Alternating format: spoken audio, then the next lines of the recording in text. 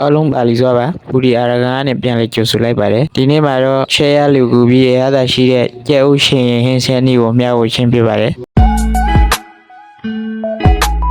အရင်ဆုံးခရမ်းရှင်သီးတွေကိုရေဆေးပြီးတော့အနေတော့တုံးထားပါမယ်ကျွန်တော်ကတော့ခရမ်းရှင်သီး၃လုံးတုံးထားပါတယ်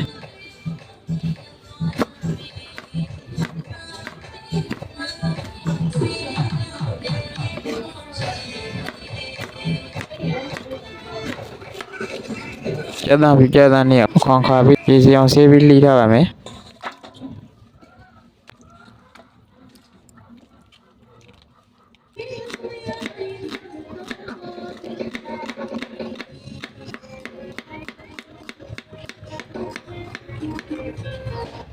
ကျဲဥပြုတ်ပါမယ်ကျဲဥခဏလုံးတုံးထားပါတယ်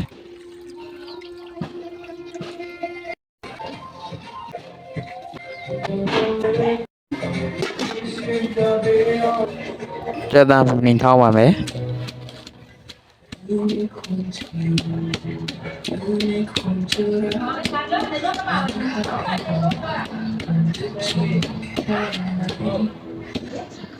ကျဲဥပြောက်စုလိုက်ရင်ရေဆေးပြီးတော့အခွန်နာရပါမယ်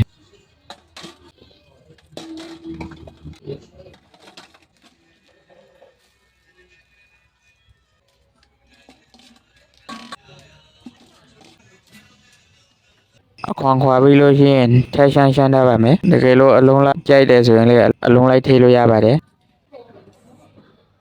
စီဥတေးပါမယ်စီကျက်လာလို့ရှိရင်နှွေးမှုစီသားပါမယ်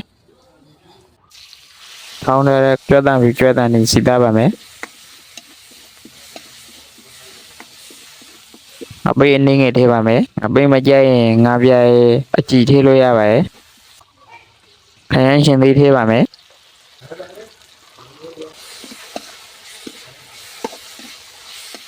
ခရမ်းရှင်သီးကိုအနှိမ့်ဖိတော့မွေပေးရပါမယ်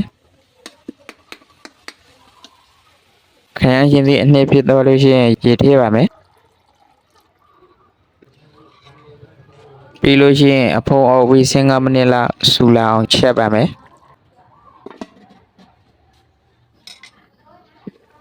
ဟင်းရိုးဆူလာရင်ကျဲဥထက်ရှောင်းခွေးထားတာတွေကိုထည့်ပါမယ်